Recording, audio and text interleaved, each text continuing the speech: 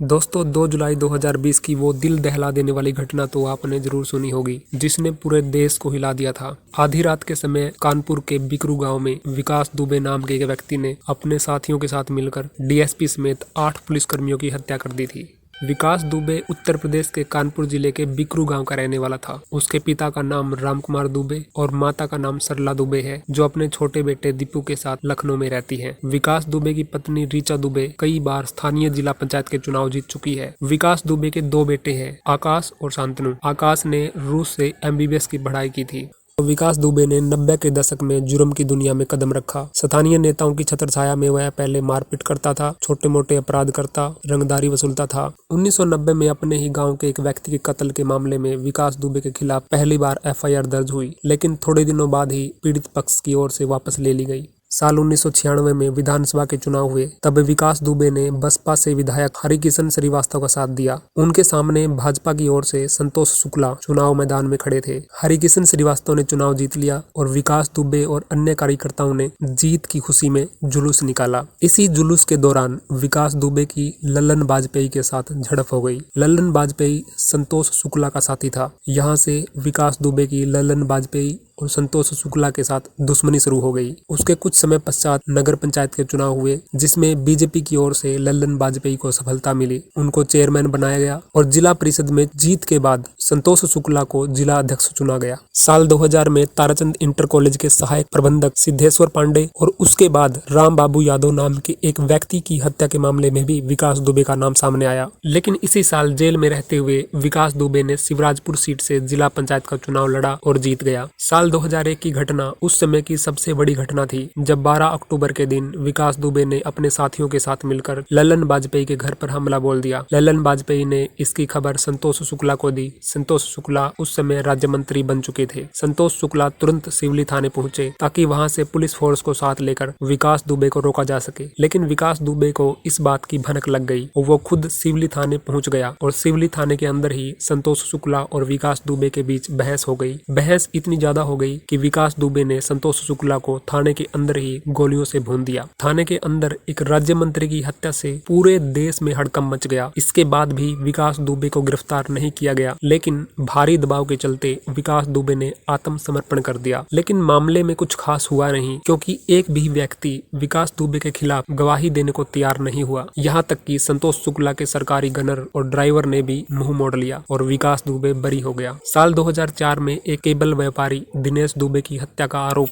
भी विकास दुबे पर लगा। विकास दुबे के ऊपर 60 से ज्यादा मुकदमे थे। 8 बार गैंगस्टर एक्ट, 6 बार गुंडा एक्ट, 1 बार रसूका, 6 बार क्रिमिनल एक्ट लगाया गया। इतने मामलों में संलिप्त होने के बावजूद भी उस पर कोई एक्शन नहीं हुआ। विकास दुबे जैसे आरोपी पर कार्रवाई न होने के पीछे का कारण उसे प्राप्त राजनीतिक संरक्षण और पुलिस तंत्र में उसकी गहरी पैंठ थी। लेकिन साल 2020 में कुछ ऐसा हुआ जिसकी किसी ने भी उम्मीद नहीं की थी। चौबेपुर थाना के डीएसपी देवेंद्र मिश्रा ने विकास दुबे को पकड़ने की योजना बनाई। योजना के अनुसार पुलिस फोर्स को रात के अंधेरे में विकास दुबे के घर पर छापा मारकर उसे गिरफ्तार करना था। इसके लिए 2 जुलाई 2020 की रात को चुना गया। लेकिन चौबेपुर थाना के तत्कालीन थानेदार विनय तिवारी ने पहले ही पूरी योजना की खबर विकास दुबे को दे दी थी। इससे विकास दुबे सतर्क हो गया। विकास दुबे ने धमकी दी थी कि अगर डीएसपी ने उस पर दबिश डाली तो वह इतनी गोलियां चलाएगा कि उसके खोखे नहीं बटोर पाओगे। घटना की सारी जानकारी पहले से ही मिली होने के कारण विकास दुबे ने भी फुल तैयारी कर ली। उसने अपनी बीवी बच्चों को अपने किसी रिश्तेदार के यहाँ भेज दिया और अपनी गैंग के सभी लड़कों को वहां इकट्ठा कर लिया और सबको हथियारों के साथ मकानों की छतों पर तैनात कर दिया। इन सब बातों से बेखबर डीएसपी देवेंद्र मिश्रा कई थानों की पुलिस फोर्स के साथ रात के करीब 12 बजे चौबेपुर गांव से निकला। करीब 12:45 बजे पुलिस बिकरू गांव पहुंची। उन्होंने विकास के घर से काफी पहले ही अपनी गाड़ियां खड़ी कर दी। 3-4 टुकड़ी बनाकर वो लोग आगे बढ़ने लगे। उनकी सारी गतिविधियों पर विकास दुबे के लोगों की नजर थी। पुलिस के गांव में घुसते ही गांव की बिजली कटवा दी गई। पुलिस आगे बढ़ी तो विकास के घर के रास्ते पर जेबीसी खड़ी थी। आगे जाने का रास्ता रोका हुआ था। जेबीसी के दाएं बाएं से निकलकर कुछ पुलिस वाले विकास के मकान की ओर बढ़े तो बदमाशों की रेंज में आ गए और सीधे उनको गोली मार दी गई। इसके बाद पुलिस फोर्स में भगदड़ मच गई। अंधेरा,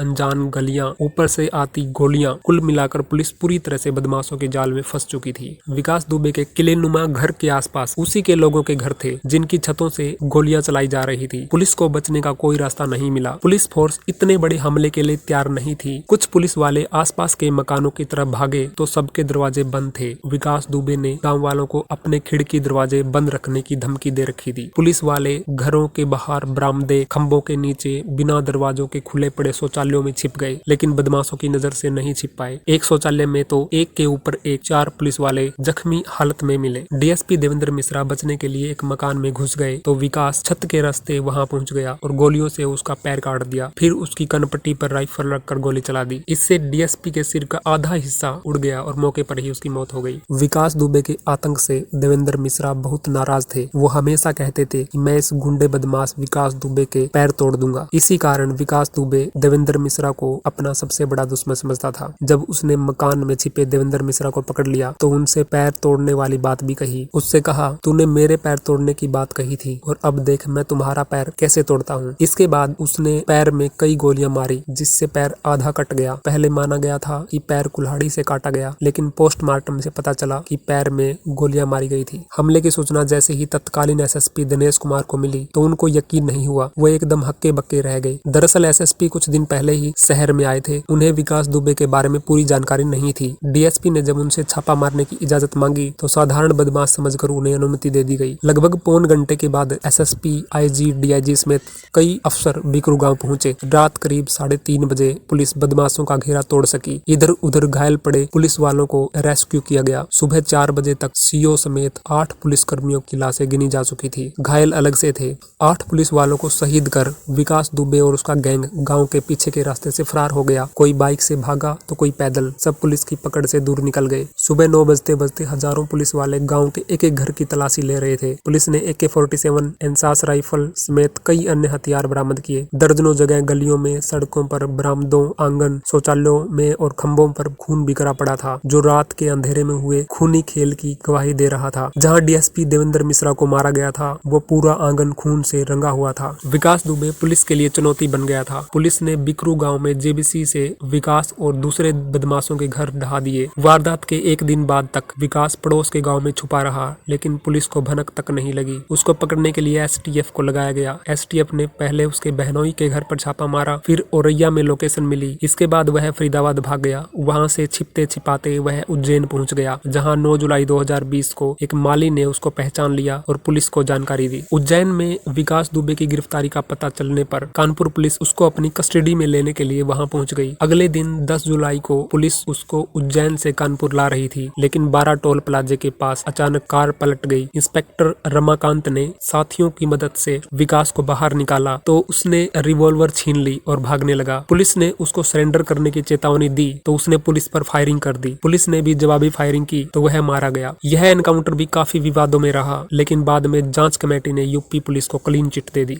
एक तरफ जहां विकास दुबे का एनकाउंटर हुआ, वहीं उसके साथियों का भी पुलिस से आमना सामना होता रहा। वारदात के अगले दिन 3 जुलाई को पुलिस का सामना विकास के रिश्तेदार प्रेम कुमार पांडे और अतुल दुबे से हुआ। दोनों जवाबी फायरिंग में मारे गए। इटावा में प्रवीण दुबे मारा गया। फिर पुलिस कस्टडी से भागते हुए प्रभात यानी कार्तिकेय मिश्रा एनकाउंटर में ढेर हो गया। पूरे देश को हिला देने वाले इस कांड में सीओ देवेंद्र कुमार मिश्रा, एसओ महेश कुमार यादव, दरोगा अनूप कुमार, नेबूलाल, सिपाही जितेंद्र पाल, सुल्तान सिंह, बदलू कुमार और राहुल कुमार शहीद हो गए। इस पूरे मामले में 80 FIR दर्ज हुई। 66 लोगों की गिरफ्तारी हुई, जिसमें तत्कालीन थानेदार विनय तिवारी, प्रधान जिलेदार समेत 54 आरोपी जेल में बंद है और बाकी जमानत पर छूट चुके हैं। घटना के बाद विकास दुबे और उसके साथियों के पास से 70 करोड़ की संपत्ति जब्त हुई, जिसमें विकास दुबे की 67 करोड़ और उसके खजांची जय वाजपेयी की 3 करोड़ की संपत्ति जब्त की गई। निदेशक नीरज सिंह द्वारा बिकरू कानपुर गैंगस्टर फिल्म का लेखन और निर्देशन किया गया था, जो कि गैंगस्टर विकास दुबे की जीवनी पर आधारित थी। एक प्रेस वार्ता के दौरान नीरज सिंह ने बताया कि उन्हें फिल्म न बनाने की धमकी मिली है। नीरज सिंह इस फिल्म की शूटिंग कानपुर में करना चाहते थे, लेकिन उनको अनुमति नहीं दी गई। मार्च 2021 में फिल्म का ट्रेलर यूट्यूब पर रिलीज किया गया था।